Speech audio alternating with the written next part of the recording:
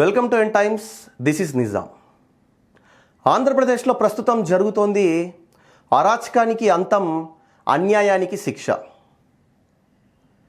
Yes, మదనపల్లిలో ఏదైతే చిన్న పసికందును అఘాయిత్యం చేసి ఏదైతే చంపి ఒక డ్రమ్లో పెట్టిన నిందితుడు కులవర్ధన్ ఉన్నాడో, ఆ కులవర్ధన్కు చట్టం తన పని తాను చేయకముందే అతను ఆత్మహత్య చేసుకొని చనిపోయాడు. ఇది అతనికి దేవుడు వేసిన శిక్ష అని చెప్పవచ్చు. మరొకటి కూడా చెప్పవచ్చు, ఆంధ్రప్రదేశ్లో మారిన గాలి అని చెప్పవచ్చు. ఎందుకంటే ఇలా నేరస్తుడు వెంటనే ఆత్మహత్య చేసుకొని చనిపోవడం ఎప్పుడు జరుగుతుందో తెలుసా?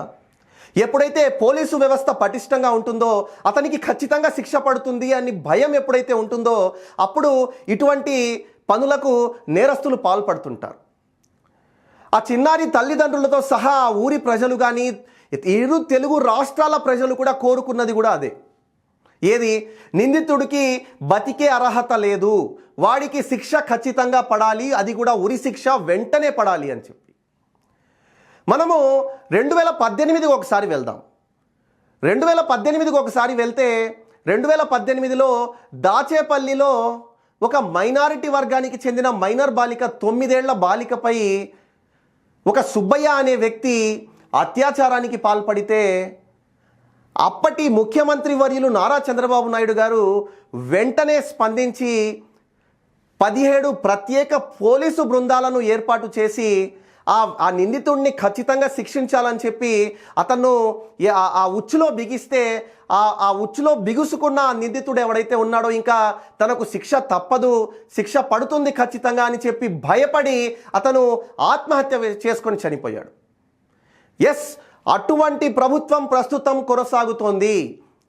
ఆంధ్రప్రదేశ్లో అరాచకాన్ని ముఖ్యమంత్రి నారా చంద్రబాబు నాయుడు గారి సారథ్యంలో రాష్ట్ర పాలన సాగుతోంది. అదే ఇంకొక ఎగ్జాంపుల్ కూడా చెప్తాను మీకు. 2019లో వైఎస్ఆర్సీపీ అధికారంలోకి వచ్చిన తర్వాత అదే దాచేపల్లిలో 5 సంవత్సరాల మైనారిటీ వర్గానికి చెందిన చిన్న పాపపై అత్యాచారం చేస్తే ఎన్నో రోజుల వరకు ఆ నిందితుడిని కనీసం పట్టుకోలేదు. పట్టుకోకపోగా ఆ నిందితుడికి ప్రభుత్వం ఆ నాయకులు అండగా ఉన్నారు. ఎస్, వైఎస్ఆర్సీపీ హయాంలో 2019 నుంచి 24 వరకు బాధితుల రోధన, ఎవడైతే నిందితుడు ఉంటాడో, దుర్మార్గులు వీళ్ళు ఎవరైతే చేసిన నిందితులు ఉంటారో వీళ్లకు నాయకుల రక్షణ ఉండేది. వాళ్ళ అండ చూసుకొని వీళ్ళు పేట్రేగిపోతూ ఉండేవాళ్ళు. అదే జగన్మోహన్ రెడ్డి వెంటనే స్పందించుంటే 2019 నుంచి 24 వరకు అన్ని మైనారిటీలపై అత్యాచారాలు జరిగేవి కావు. నేను ఒక్క మైనారిటీ గురించే మాట్లాడుతున్నాను అనుకోవద్దు. ఒక్క మైనారిటీ పక్కన పెడితే ఈ దళితులపై ఎన్ని అత్యాచారాలు జరిగాయి, హిందూ సోదరులపై గుళ్లపై ఎన్ని దాడులు జరిగాయి. ఆనాడు జగన్మోహన్ రెడ్డి సమర్థవంతంగా ఈ నేరస్తులను, ఈ నిందితులను కఠినంగా శిక్షించి ఉంటే ఈనాడు వాళ్ళు ఏం చేయాలన్నా భయపడేవాళ్ళు. కానీ ఈనాడు వాళ్ళు పేట్రేగిపోతున్నారంటే దానికి కారణం ఖచ్చితంగా 2019 నుంచి 24 వరకు జగన్మోహన్ రెడ్డి వాటిని కట్టడి చేయకపోవడమే. ఈనాడు ఈ కులవర్ధన్ అనే వ్యక్తి ఏదైతే ఆ చిన్న పసికందును చంపేశాడో, ఆ అత్యాచారం చేసి చంపాడో,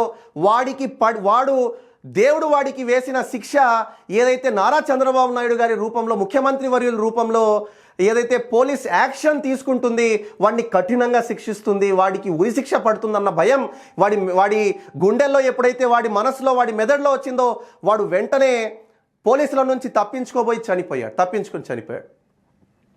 పోలీసులు చేసి మరి వాడిని పట్టుకునేందుకు ప్రయత్నించగా వాడు నీళ్ళలో దూకి చనిపోయాడు. ఎస్, ఆంధ్రప్రదేశ్లో ప్రశాంతమైన వాతావరణాన్ని నెలకొల్పేందుకు, ఒక గంజాయి అరికట్టేందుకు కానీ, డ్రగ్స్ను అరికట్టేందుకు కానీ, ఇటువంటి అఘాయిత్యాలను అరికట్టేందుకు కానీ నారా చంద్రబాబు నాయుడు గారి కూటమి ప్రభుత్వం దీనిపై ఎంతో స్పష్టంగా, దీనిపై ఎంతో ఉధృతంగా కూడా అగ్రెసివ్గా ఇటువంటి నేరాలను కట్టడి చేసేందుకు అగ్రెసివ్గా వెళ్తుంది. 2014 నుంచి 19 లోపు నారా చంద్రబాబు నాయుడు గారి ప్రభుత్వంతో పోల్చుకుంటే 2019 నుంచి 24 వరకు జగన్మోహన్ రెడ్డి ప్రభుత్వంలో 29% క్రైమ్ రేట్ పెరిగింది. ఎస్, 29% క్రైమ్ రేట్ పెరిగింది. అదేవిధంగా 24లో తెలుగుదేశం పార్టీ కూటమి ప్రభుత్వం అధికారంలోకి వచ్చాక 25లో ఆంధ్రప్రదేశ్లో ఏ మేర రక్షణ పొందుతారు అని చెప్పి రక్షణ పరంగా ఒక సర్వే చేస్తే ఆంధ్రప్రదేశ్ 2వ స్థానంలో వచ్చింది. ఇది కూటమి ప్రభుత్వం యొక్క ఘనత. కాబట్టి ఆంధ్రప్రదేశ్లో ప్రస్తుతం ఈరోజు జరిగిన ఈ ఘటన తెలుగుదేశం పార్టీ కూటమి ప్రభుత్వం యొక్క 100% సక్సెస్ అనే ప్రభుత్వం యొక్క పనితీరు భేష్ అనే చెప్పాలి. పోలీసు వ్యవస్థ కూడా భేష్ అని చెప్పాలి. Thank you so much for watching. This is Nizam.